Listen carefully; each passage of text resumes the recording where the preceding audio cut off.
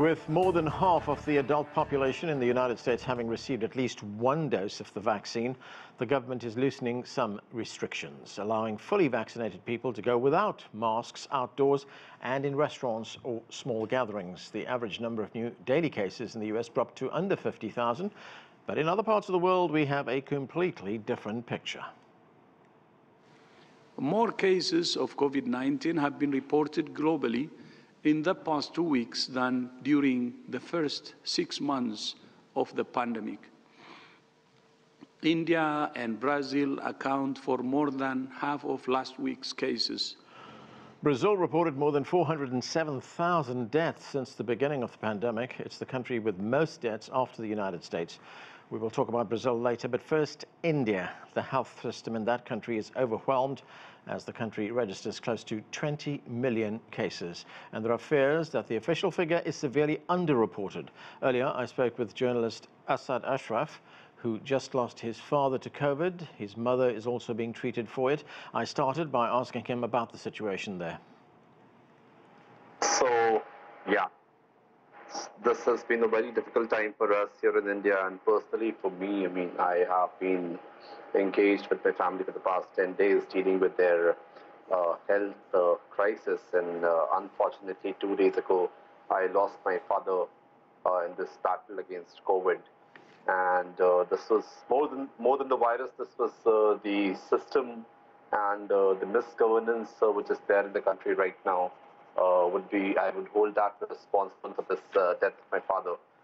We don't have we didn't get proper health care the moment we needed it.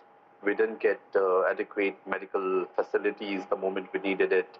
We kept on banging here and there for oxygen cylinders. We didn't get it in time. We kept on dialing phone numbers at hospitals. No one picked up. We finally took him to a government hospital, and the condition of the government hospital was such that no one came to visit him in 24 hours, and he unfortunately passed away. And this is happening with someone who's this is happening with someone who's still a journalist and has some influence among the fraternity, among some circles in the city. But I wonder what would be happening with the commoner right now, and I wonder what would be happening with the people who do not have any influence, who do not have any resources, who do not have anything by their side. What would be happening right there? What would be happening to them? So it's a very, very terrible situation in India right now. And personally, for me, it's a big loss. My family, it's a big loss. We've already lost my father, and my mother is still undergoing treatment inside an ICU care. So yeah, this is what has happened. This is what is happening with my family right now. That's right. We've seen these heartbreaking pictures of people at hospitals pleading for beds, see others pleading for oxygen, people using social media to try and get help. You did that yourself. What is the situation right now? The situation right now is that all hospitals are crowded. We do not have beds in the capital city. Forget about small cities and tier 2 and tier 3 cities. All hospitals in Delhi are running out of oxygen cylinders. All hospitals are complaining in Delhi that they're not getting adequate oxygen supply. I personally get calls from friends and acquaintances every day asking me to get them help in getting an oxygen cylinder. So I think the condition is terrible in India right now, and the condition is such that we do not know where to head if someone falls ill. We just do not know where to head because there is no doctor available, there is no hospital available, there are no beds available in the hospital, there are no oxygen cylinders available, even though the government is claiming that there are adequate oxygen supply. But then what I have seen from my experience and what people have been telling me and what we have been seeing on social media is that there is total deficit of oxygen supply in India right now, and it's a huge crisis in the country, which is leading to n number of deaths. The figures that are coming out through government sources, I don't think they're right. They're the correct figures. It would be much more than that. So it's a very, very challenging and difficult time for everyone living in India, and we hope and pray that we come out of it very soon. Yes, that issue that you mentioned of numbers, very serious questions are being raised about that. Health officials reported one number, which was very high. It was 400,000 infections in just one day. However, there has been a study done. That study was done by a university here in the United States, which indicates that India is only reporting 3 to 4% of cases. Now, if that is the case, that means that infections, the real number, could be as high as 10 million. I mean, what are you seeing in a big city like New Delhi?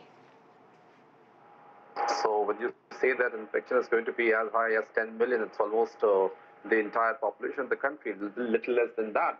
So yeah, I mean, people who are asymptomatic are not getting tested, and testing facilities are very minimal. RT-PCR test, which is the basic test available for detecting COVID, is not available in cities like Delhi, is not available in a city like Patna. I had to wait for it for 3 days for my father to get tested for COVID, and I had to actually call up people, dial up people, reach out to people for help to get my father tested for COVID.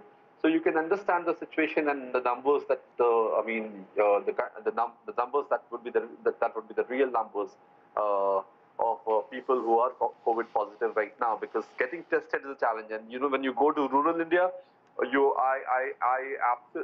think that there is absolutely no testing facility, because I have some relatives in rural India. I know some people in rural India, and rural India, when someone falls ill, they generally go to a quack, and the quack diagnoses something else, and eventually these people die. So I think the condition is extremely pathetic in India right now. The numbers are much higher than what is being told to us, what is being briefed to us every day.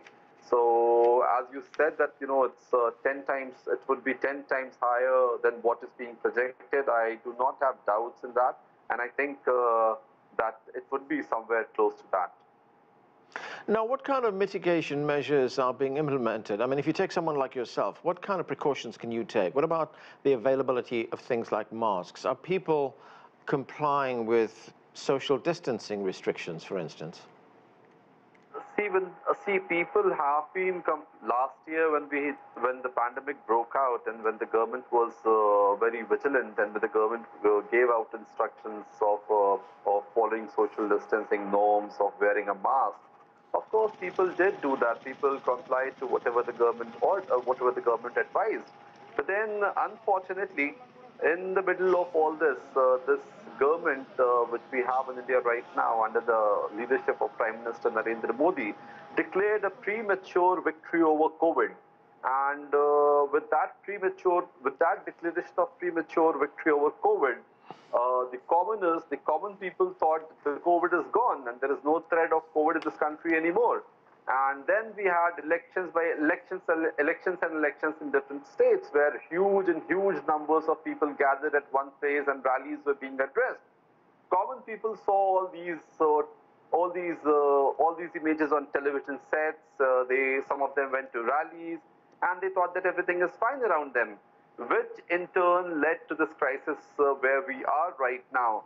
So common people follow their leaders here, and unfortunately leaders have not been very vigilant. You can see Prime Minister Narendra Modi, you can see different leaders from the ruling party going to campaigns without wearing a mask. He should be sending a strong message by wearing a mask himself, which is not the case. That's right. He has addressed several rallies. He has addressed several rallies in West Bengal elections where he is not wearing a mask. So people follow their leaders, and unfortunately leaders have not been vigilant themselves. Unfortunately, leaders gave them a false hope that the COVID is gone from India, and India has already achieved victory over COVID, which was far away from reality. That's right. You know, the pandemic has become very politicized in India, as it has in other countries as well. And it's not just an issue of misgovernance. I mean, as you've just pointed out, there have been actions that have been taken that have actually made the crisis even worse. There are reports of laboratories being pressured to manipulate numbers to make it look like there are fewer people who have been infected. As you pointed out, there have been these huge political rallies that have gone ahead as well. The government even approved a religious festival where there were hundreds of thousands of people, most of them without any kind of precautions whatsoever. I mean, to what extent has all of this contributed to these runaway numbers that we see?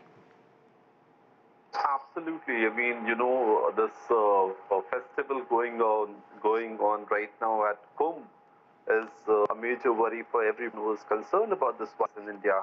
And the government has given let it happen, where lakhs and lakhs of people have got gathered together to take holy dips. So you can imagine, when the infection is so contagious and so many people are already out there infected, what would happen if lakhs and millions of people would gather at one place for a month, and they would carry out the religious event. So I think the government has been pretty negligent on that part too. And apart from that, yes, you are right that there are manipulation. As far as I also understand, and as far as I also think there are manipulation in testing labs, and there are manipulation at hospitals too, whereby when a person dies of COVID, is declared dead because of diabetes or a heart attack or a heart attack. So that has been reported from all over India. So all these things have contributed. I mean, if the government would have been honest in giving a fair estimate of what's happening right now, I think things would have been in a much better place, and there would have actually been right thinking in a direction that could have saved us from the crisis. But what we see right now is that the government is trying to put a curtain to the reality that we are in, and it's trying to hide something, which is not a good approach to fight a pandemic like this. It has to be at least honest with what's happening in the country before going ahead when solving the crisis. What about the vaccination rollout in India? I mean, India is actually a manufacturer of these vaccines, but up to now, there's only 2% of its population that have been vaccinated. Yeah, because the focus was on exporting vaccines, and they did the entire focus initially was on exporting vaccines, which they have put some restrictions on right now. So, but the fact is that a lot of raw materials which are necessary to produce these vaccines have already been used in making vaccines which have been exported from India. So that is one reason why the percentage of vaccination is low. Other than that, there has been no awareness drive carried out by the government to get people vaccinated. People in big cities know that still are more aware about the fact that they need to get vaccinated. But if you go to hinterlands of India and rural India, no one knows that there is no one even knows that there is a vaccine yet. And India is majorly rural. So that is one reason why there is a very low percentage of vaccination done in India right now. And apart from that, what I think is also the fact that people are not ready to trust these vaccines. There is a problem there for which government cannot be blamed. I mean, there is a problem with the mentality of the people and with the psyche of the people, because they've heard some cases where people have had side effects of vaccines, and this fear makes them not to go for getting vaccinated at all. So this is something problematic, and this can only be solved through proper awareness. So we do not have mass awareness drive, mass campaigns that would create such awareness right now. So these are the reason why we have a very low percentage of vaccination in India as of now. Asad Ashraf, thanks so much for joining us, and our condolences again to you and your family. Thank you so much. Thank you so much. To continue our conversation on the COVID pandemic, let's bring in our panel. From Sao Paulo via Skype, José Roberto de Toledo is an editor-at-large for Piauí magazine. From New York, also via Skype, Dr. Lippi Roy is Medical Director of COVID Isolation and Quarantine Sites at Housing Works. And Dr. Gary Morsch is the President and founder of COVID Care Force. He joins us from Bucyrus in Kansas. Welcome to all of you. José Roberto, let me start with you. Brazil's COVID experience is not unlike that of India's, and we did mention that very alarming figure at the beginning of the program. 400,000 people, a little over 400,000 people have died in Brazil from this virus. What is your assessment of the situation in the country right now? Well, let's beginning to say that we have just less than 3% of the world population, and we had already 13% of the deaths. So we have almost 5 times the amount of debt that we should have. And many other problems. Mainly, the government has done a terrible job. The president is gathering with lots of people without masks all the time, and he is promoting drugs that are ineffective, like hydroxychloroquine. He didn't buy vaccines when he could in August and September, when he had offers from Pfizer and other labs. And he is confronting the governors and mayors who try to promote lockdown in their states. And what is the situation, José Roberto, insofar as compliance by people with social distancing, with wearing masks, with taking precautions?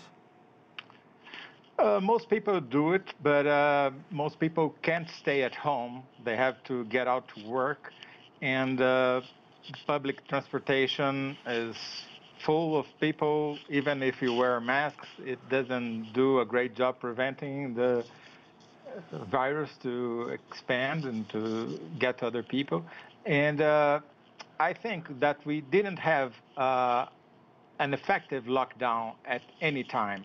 We had twice lockdowns, but that were not exactly lockdowns. It was kind of Brazilian lockdowns. So part of the people stayed at home, part of the people went to the streets, and so people are now getting a little bit confused if these measures are really effective, because we had already the second wave and probably are going to have a third one.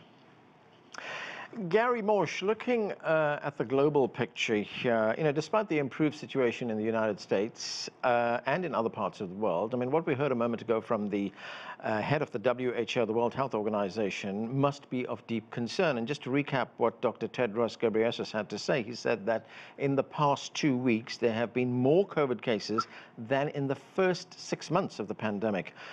What are we to make of that? Because, there is a view that's been going around, I don't know whether it's a conventional view, but there is a view that the worst is over, that we're emerging from this crisis right now. Well, I wish I could say that the worst was over, but I'm not sure that's the case, and it's certainly not the case in Brazil. It's not the case in India, and there'll probably be other countries that where the resurgence just overwhelms these nations. So it's a very serious, probably the most serious place we've been globally. Fortunately, there are countries that are getting beyond this and dealing with it well, and so there is some good news as well, in spite of the bad news.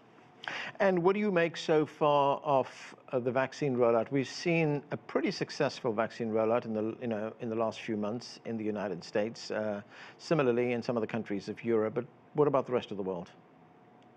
Well, Brazil has they've got, they're not keeping up. I was in contact with public health officials in the Philippines. Only about 2 to 3% of their population has been vaccinated, and they're struggling to get the vaccine rolled out. India, of course, we know what's going on there. So there are countries where the vaccine rollout is just is dismal, and the virus, this coronavirus, is going to wreak havoc while they try to catch up with the vaccine. Fortunately, in the United States, we've done a good job on the vaccine rollout, although there's so many people that are still resistant to it.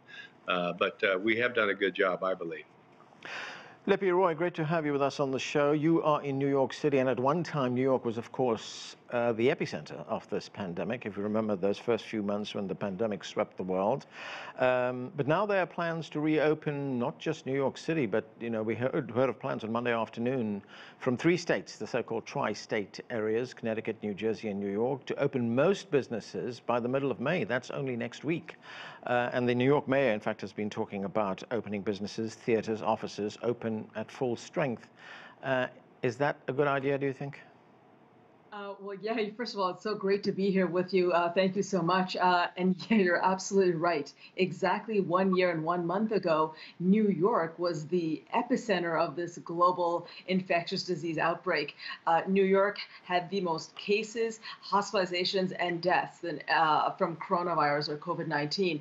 And it's quite astonishing to see that a year later, we are thankfully where we are, which is a low number of cases, the lowest in the past 6 months, coinciding with a rise in vaccination rates. 1/3 of New Yorkers are fully vaccinated, about half at least have one dose. But you know, when I think of India, where many of my relatives still live and are deeply affected, I'm so deeply concerned. All the mitigation measures that New Yorkers did a year ago, that's what needs to happen in India.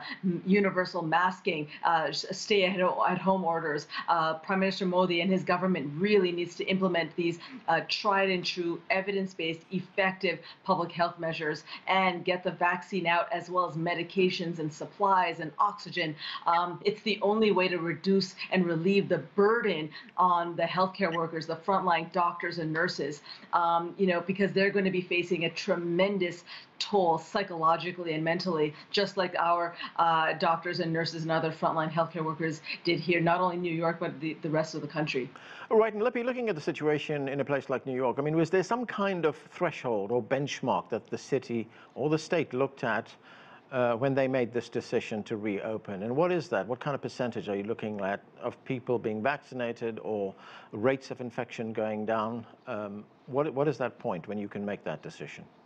Yeah, that's a great question. And the reason why that's important is that the decisions that our local and state elected officials are making are based on data. The key metrics or clinical outcomes or measures that they're looking at are total number of cases, hospitalizations, as well as test positivity rate.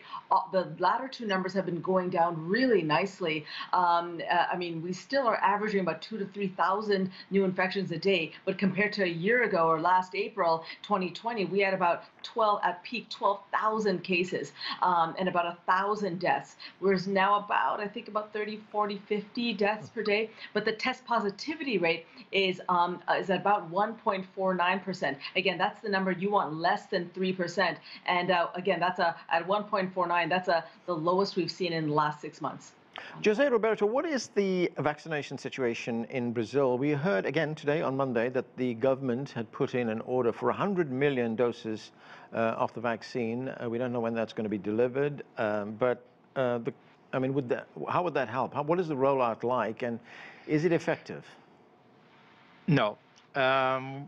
Almost 15% of the population had been vaccinated so far, and but there's no enough doses to vaccinate everybody.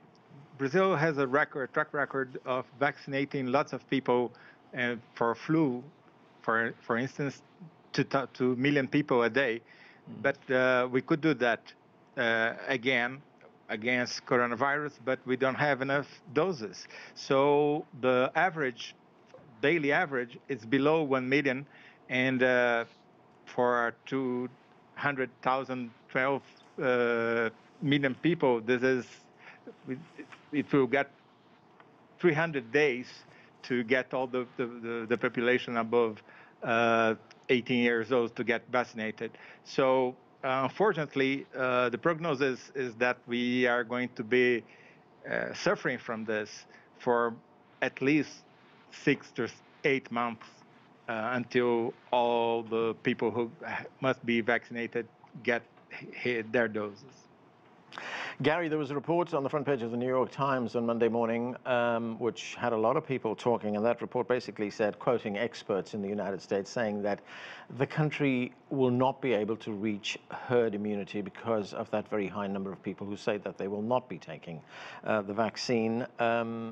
I mean, how concerned should one be about this? I mean, could it cause another wave if we have up to 1/3 of eligible people not taking the vaccine? Right. I mean, it is frightening that this article from the New York Times, and it's really a consensus, I think, among scientists and medical experts that it's likely that we're not going to reach herd immunity in the United States. There are communities that have. I work a lot with the Navajo Nation and other Indian tribes, and they've done a good job, and some of them have reached herd immunity. But in the United States, it looks like that may not happen. And then while that's not happening, you're going to have more variants rise, and that's what's really concerning as well. So we may be in for some difficult times here in the United States, in spite of our success at getting up to 60% of our adults already vaccinated. Right, Lippy Roy, what are your thoughts on herd immunity? Because we're looking at some figures here. 44% of the eligible group in this country have received at least one dose of the vaccine. 31% are fully vaccinated. And now we have this New York Times report. I mean, does that mean it would take a much longer time to get back to some kind of normality, or if we get there at all? Yeah, I don't see that the word normal is going to have to be redefined. Yeah. And I really agree with Gary's point in terms of that the variants are the concern, and we're going to continue. Remember, the viruses mutate. That's just what they do. Their goal is to continue to survive and thrive. And unfortunately, we as a human race, different parts of the world are doing better than others, but we're not really behaving the way that we should in the midst of a pandemic. We need to still be practicing strong mitigation measures. Vaccination rates need to continue, but in the meantime, we need to continue masking and distancing until a good 70 to 80% of the population is vaccinated. And yes, it's a significant problem here, vaccine hesitancy, misinformation here in the United States, as it is in many other parts of the world, including India. So we need to really, really address the anti-vaxxer movement, as well as people who just don't know, don't understand the vaccine, they don't understand the technology, they're overblowing the side effects. So we in the public health world, medical world, media, we need to do a really good job, effective, persistent job at educating the public and being transparent about the data about the vaccines, which are the most safest medications out there. I mean, Tylenol, ibuprofen have way more side effects than the average vaccine, which has to go through the strictest of safety measures. Okay, and that's where we have to leave it. Thanks to all of you for being with us. That is it for this edition of The Heat, but the conversation continues online. Join us on CGTN America's Facebook page to comment on this or any other show, or chat with us on Twitter on CGTN America. I'm Anand Naidu in Washington, D.C. Thanks for watching.